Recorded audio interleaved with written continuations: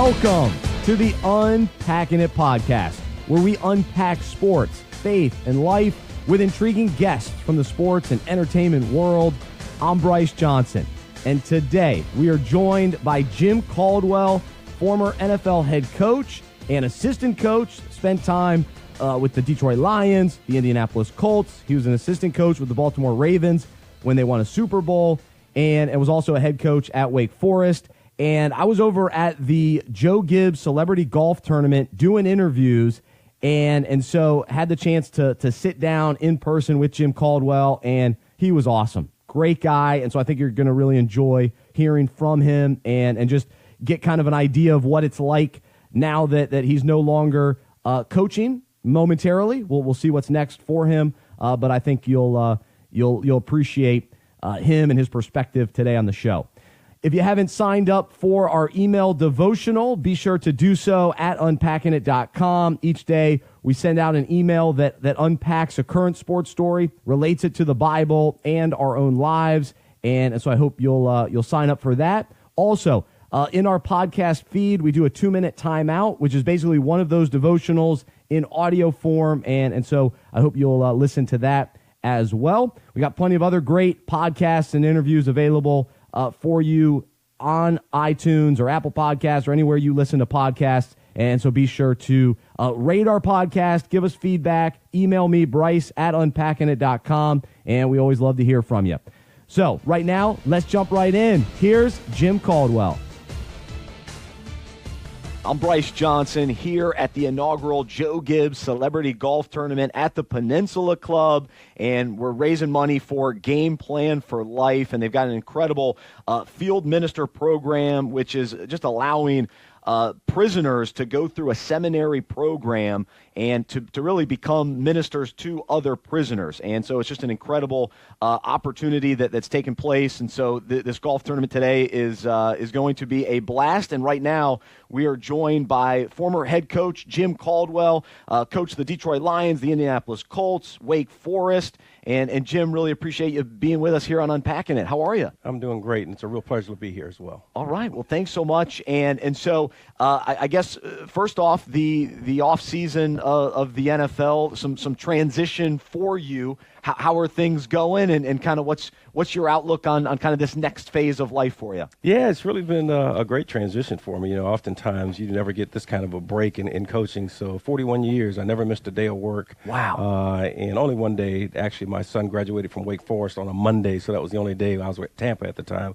with Coach Dungy that I did miss a day coming up to see him graduate. But other than that, this is the first real break that I've gotten for an extended period of time. And let me just tell you something. I'm taking advantage of it and enjoying it as well. So playing a little golf today, is that a common thing, playing golf? I play a fair amount. You know, obviously in the coaching ranks, I usually would get about 10 rounds in a year. Now I can play a little bit more. But more than that, you know, it's given me a chance with a little bit of a break in the action to hang out with my grandkids, my kids, my wife, my children, and do some traveling that we haven't done. We went to Israel, had a tremendous time. So, wow. So really the Lord's blessed me with this opportunity, and I'm going to take really good advantage of it. Oh, that's awesome. Well, so what was the highlight from the Israel trip? Well, you know, obviously, I think the spiritual part of it is something that I think everybody should have an opportunity to experience if you're a follower of Christ. It's unlike any other. You get a chance to walk in Jesus' footsteps. You get a chance to where the Bible really comes to life for you. You'll never read the Bible the same. It also gives you a real good sense of the people that live in that region and what they're going through. And obviously, we see a lot of things on the news and things of that nature. But it's you have to experience it firsthand to I think really appreciate it. What hit you the most, or what was one part that stood out the most? Well, a couple of years back, I know I sent my mother over to Israel because she had always wanted to go, and she came back and told me, and which everybody has said, there's usually one thing that where you really feel the presence of the Holy Spirit. There's usually one. For her, it was the tomb. For me, it was as we were getting ready to land in Tel Aviv, which was, you know, it was a bit different in that regard. But, you know, the highlight of the whole trip, though, all in all, we had an opportunity to get baptized in the Jordan. Man. That's awesome. That was special. Gosh. That is, so who baptized you? Actually, Darren Gray, who was... I know Darren. You know Darren? Yeah. So Darren had been with All Pro Dads. Yeah. He got his ministry of his own and doing some traveling and those kinds of things. But he headed up helped the group. The Israel Collective was the name of the group that went over. So, so Darren baptized me there, and it was... It was something special. There was 25 of us, I think, that got baptized that day. Oh, man, that's special. We're talking with former head coach Jim Caldwell here on Unpacking It at the Joe Gibbs Celebrity Golf Tournament. And so during this time of transition as well, what has the Lord been teaching you, or what are some things that you've been able to contemplate and even grow during this time? Yeah, I think that, oftentimes all of us that certainly have been true followers of Christ have always studied the Bible, but I get a chance to study it like I've never been able to study it before. Wow. Because I have time. Usually I'm studying it early in the morning before going into work or at my desk at work. Well, now I get a chance to sit and really take everything in, read several different versions, different things in dealing with the Bible and the Greek, the Hebrew. Wow, that's great. Yeah. So it's been that's been really a lot of fun for me, but also what he's doing in my life as well. I just think that every day I grow. And it's, one of my favorite scriptures is Joshua 3:5. It says, sanctify yourself, for tomorrow the Lord is going to do great things. So right now I'm in that sanctification phase, and I'm not certain what he has planned for me, but I know one thing is filtered through his hands, so I'm going to be all right. That's awesome. And so as you embraced this time away from football momentarily and taking advantage of traveling and spiritual growth and all of that, what have you missed the most? Because 41 years, never missing football, and now this time off, what do you miss the most? I hadn't gotten to the stage yet where I'm missing any activities, because I'm still connected and associated. I'm doing a little bit of consulting and things of that nature, so I'm still around it. But I think the relationships that you develop in the game are the things that you miss most, and oftentimes just that fellowship is something that you miss out. But I have a lot of friends, I have a lot of family, I have a lot of spiritual connections, so I haven't lacked for much. Oh, that's excellent. And as you think back to your coaching career and having been an assistant coach and a head coach in college, and then to get to the pros, especially this head coaching job in the NFL, was it what you expected it to be, and maybe how different or challenging was it from what you anticipated as you were kind of going up the ranks and wanting to accomplish that? Yeah, to kind of give you just a real quick overview, the real difficult part was going from an assistant coach in college to a head coach in college. Okay, wow. Bill McCartney used to always say this thing. He'd say, it's going to take all you have and a little bit more. Yeah. And I think that's exactly what happens to you in college, because it's all-encompassing. You have young men that are developing mentally, physically, morally, from the age of 18 to 21. You can do a great job, I think, in terms of setting an impact for their life, but you can also harm it as well. So that in itself, with the recruiting, with dealing with the alumni, the ombudsman, all of the different factors that you deal with on campus, and you got 125 young men that are trying to find their way first time away from home. That's a real challenge.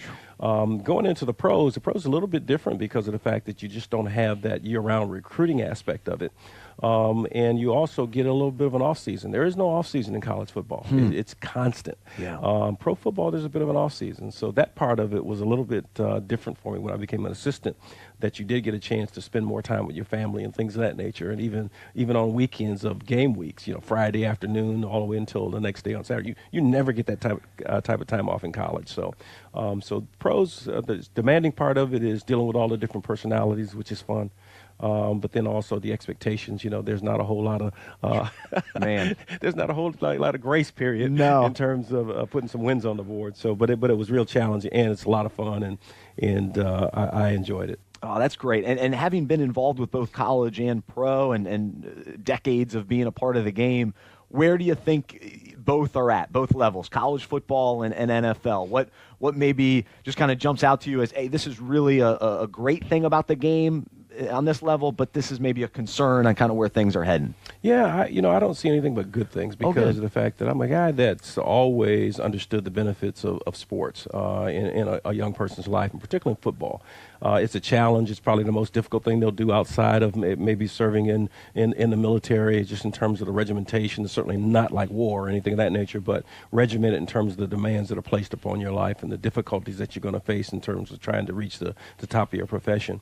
I do see it obviously changing quite a bit for the better because of the fact that they're doing a great job, I think, of finding ways to protect the young people that are involved in the game. The rules have changed. The league has put so much emphasis on making certain that safety is their number one priority, and I think that's a good thing. No, it's very positive. Head coach Jim Caldwell, former coach of the Detroit Lions and the Indianapolis Colts and Wake Forest, joining us here on Unpacking It. And as you think about all the years of coaching and the number of players that and assistant coaches as well that have kind of been under your care, what are those relationships like today, and how important is that to you to continue to be a mentor to them and continue to be able to pour into some of those guys? Well, that's an important part. That's what I mentioned, or we're talking about, or trying to refer to when I talked about the relationships that you develop. Guys like Frank Reich, who actually we worked together and for a number of years, and great to see him get his opportunity now. I think you're going to see a few more of the guys that certainly were with us, Jim Bob Cooter, Terrell Austin. I think they'll get their opportunities here. But there were a lot of other guys, assistant coaches across the league that we've had an opportunity to work with, that we developed some really good relationships. Tom Moore, who I absolutely enjoyed for a number of years, and we stay in touch. And most of the rest of the guys, the Howard Mudds, and all those guys that have been through the wars and are still part of my life. Oh, that's neat. And then what about Coach Dungy? What's that relationship like today? Yeah, matter of fact, we constantly am in communication with him about something. There's always someone trying to catch up with him, I bet. because he's, such an influential person, but also a caring person as well.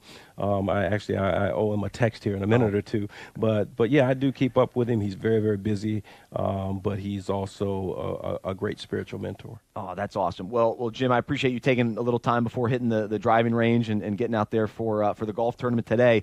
One question that I just love to ask anybody, but especially here on the show, is how has Jesus changed your life?